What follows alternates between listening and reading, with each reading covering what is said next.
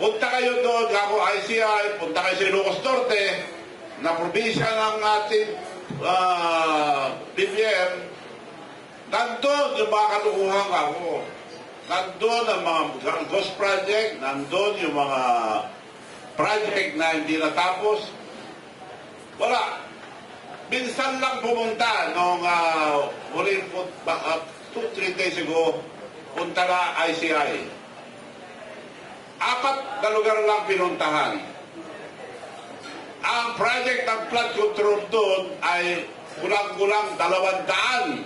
Sabi ni ex-congressman Gene Paras, namimiligro daw po ngayon ng ICI kasi may mga unconstitutional issues about it.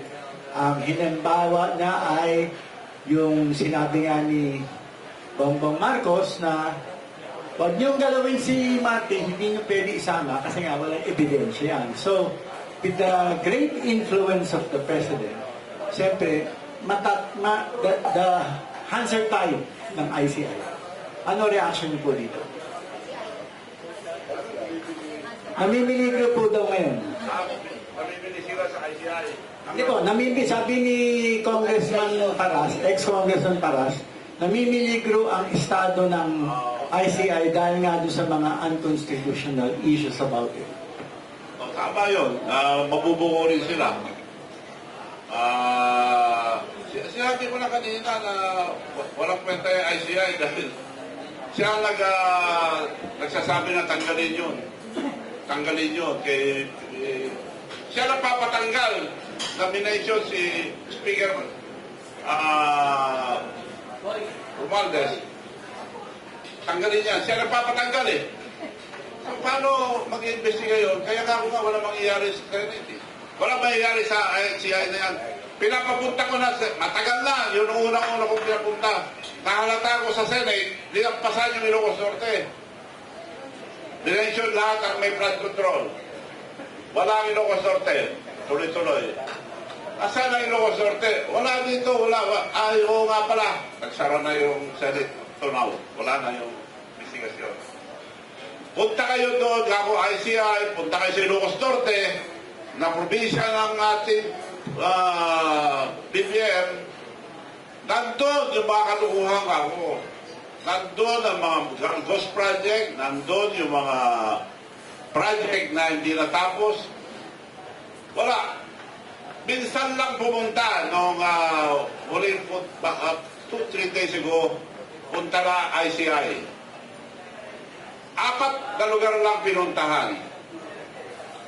Ang project ng flood control doon ay kulang-kulang 200 ang flood control project. Bakit 4 lang pinuntahan nila, malis na?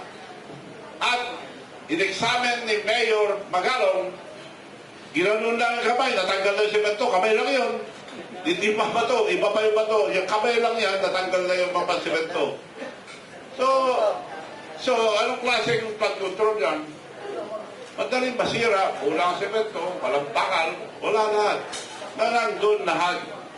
Paano magkakaroon ng magtido ang ating bansa sa mga flood control project? Si Diskaya, siyam ang company niya ng construction company. Paano niya magagawa lahat yan? Hindi. Pinasubcontract niya lahat. Now, bago ibigay sa kanya, 25% ang natatanggal.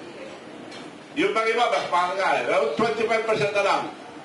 Yung siyempre si Diskaya, siya nagpairam, kukuha rin. So, ilan natatanggal ni Diskaya bago ibigay sa kontraktor. Kaya halos wala na matira doon sa kontraktor. Kinukuha nila dahil ipapasa lang nila eh. Kaya marami hindi natapos, marami ghost project sa sistemang yan. 25% na kagad tanggalin. Pagtatanggal din yung mga like na Diskaya. Ang kontraktor sa Ilocos Norte, Diskaya. Ang project ni Diskaya, 31 billion. Ang Ilocos Norte lang, ang project niya 2 billion 900. At yung paborito ng kontrakista, sa konsyal pa lang, kontrakista na nila,